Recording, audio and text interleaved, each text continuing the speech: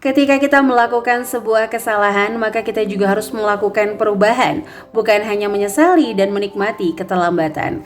Assalamualaikum warahmatullahi wabarakatuh. Ahlan wa sahlan di channel Keluarga Bun Ai, keluarga yang bercita-cita selalu bersama sampai surga. Amin amin ya robbal alamin.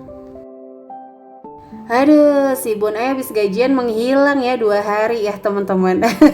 Enggak ya, banyak banget yang DM, yang WhatsApp, Ibu Nay jadi terharu banget. Bun Ai kenapa aku nggak upload, sakit ya? Enggak teman-teman.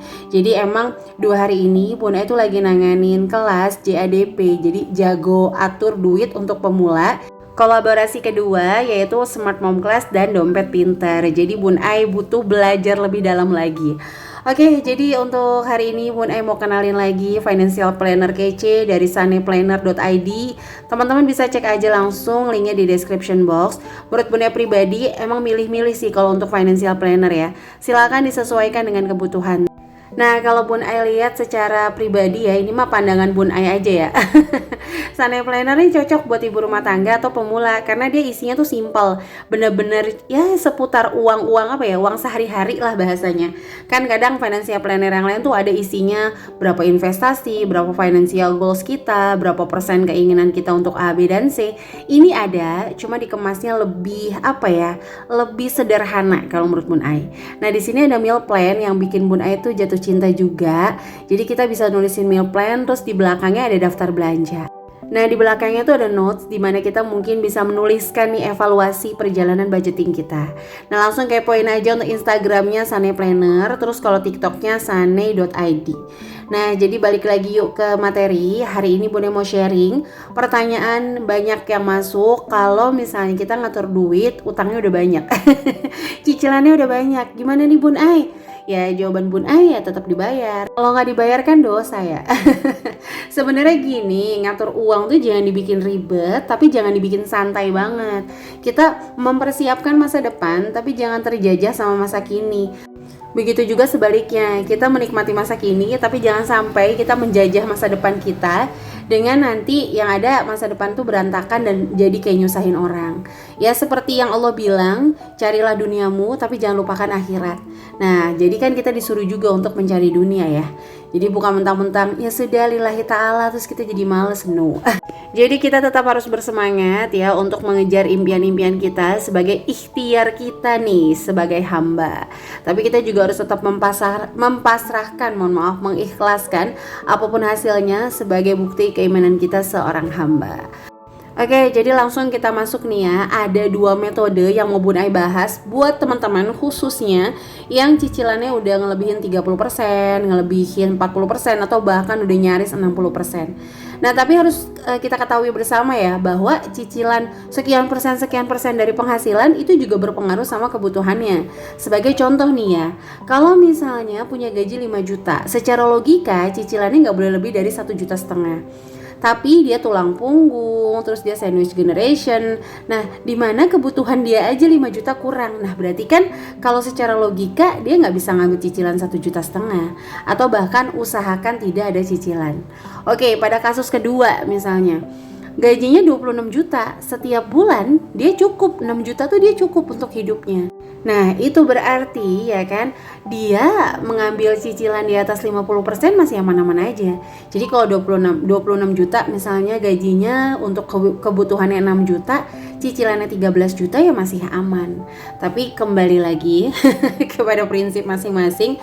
Bun Ai mau ngebahas hari ini kalau ternyata kita udah banyak utang. Yang pertama teman-teman bisa pakai metode presentase, dimana 50% untuk kebutuhan. Tapi sabar dulu ya, nanti pengalinya Bun Ai bakal kasih tahu di tengah video. Jadi jangan kayak ini sih aku juga udah pakai. Coba sabar dulu, siapa tahu teman-teman belum kepikiran untuk pakai cara ini. Nah jadi 50% kebutuhan, 20% save atau tabungan. Di sini 10%-nya playing atau giving, jadi boleh buat hiburan, boleh buat sedekah. 10%-nya dana tak terduga, yang 10% sinking fund atau pajak tahunan. Kenapa Bun Ai nggak berfokus pada dana darurat?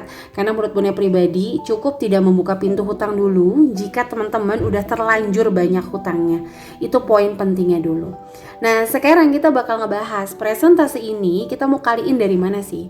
Nah, saran dari Bun Ai, jangan dari gajiannya langsung. Jadi contoh, misalnya gajinya 10 juta, punya cicilannya 4 juta, jangan 10 jutanya dikali 50%. Karena ini bakal bikin manipulatif data ya. Jadi contoh nih, kita ngalih 50% dari total gaji. Wah, berarti aku untuk kebutuhan 5 juta. Nah, pertanyaannya Bun Ai, cicilannya aja mohon maaf udah 4 juta. Kalau buat kebutuhannya 5 juta, nah itu kan bakal nggak ketemu.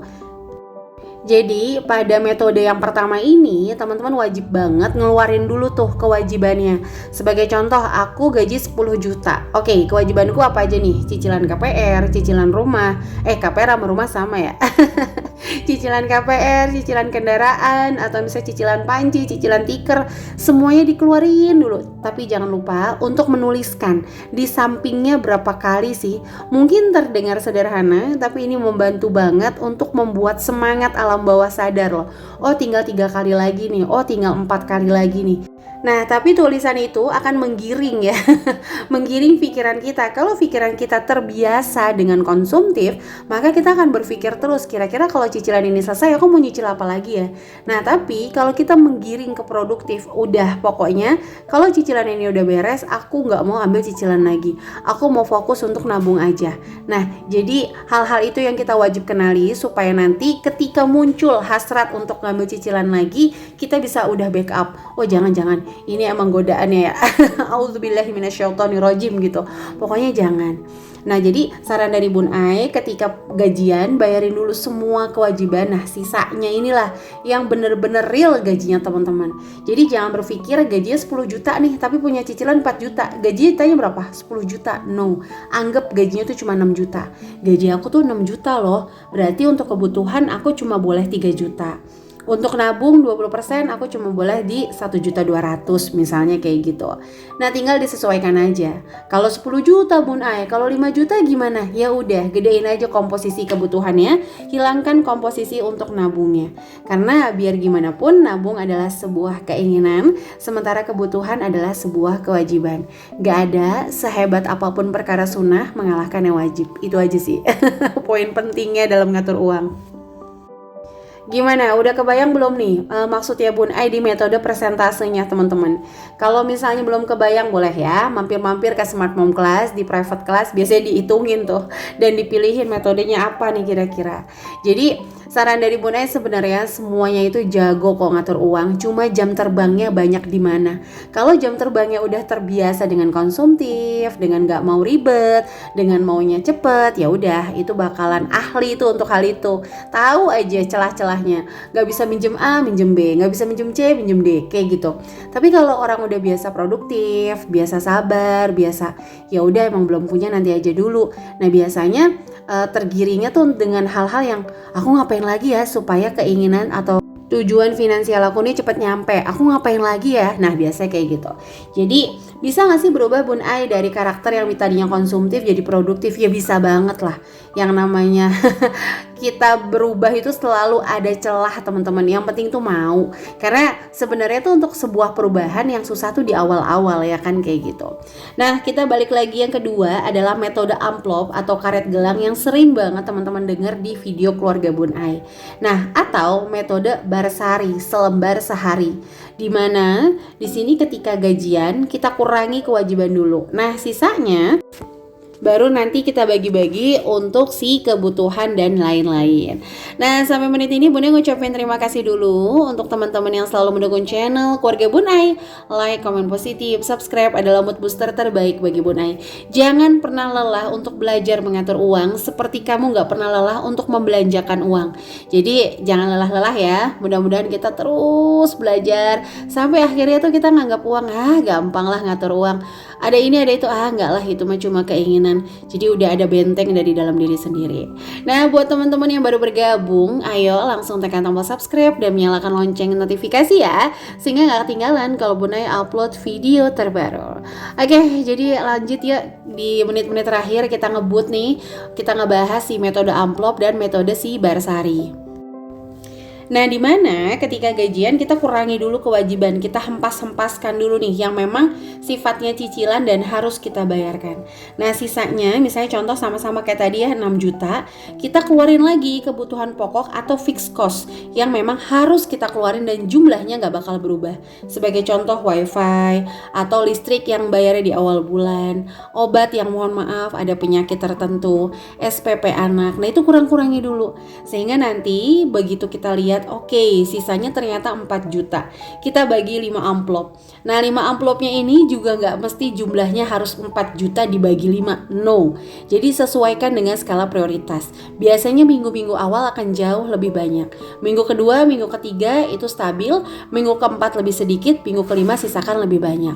Kenapa? Karena minggu kelima ini dimaksudkan kalau tidak terpakai bisa menjadi dana darurat atau masuk ke sinking fund. Nah, kayak gitu deh. Kira-kira kalau belum kebayang, ulang lagi videonya sambil nulis, sambil ibaratnya mereview ulang. Kenapa Bunda tuh selalu bilang sama pemula jangan gunain aplikasi handphone, nanti aja dulu pakai buku, pakai pulpen. Kenapa? Karena semakin banyak anggota tubuh yang bergerak untuk menyerap ilmu, insya Allah kita tuh akan jauh lebih mudah ingat dan sulit lupa. Karena kan kalau pakai aplikasi handphone kita bisa sambil santai tuh tiduran, tapi kalau nulis kan tulang punggung kita bergerak, tangan kita gerak, mata kita gerak. Jadi saran dari Bun Ai, wahai pemula, sukseskan awal-awal budgeting jangan pakai aplikasi. Manual aja dulu ya, supaya mudah lebih diingat salahnya di mana dan sulit dilupakan. Nah, lanjut ya, yang terakhir adalah metode Barsari di mana dibagi per lembar per hari.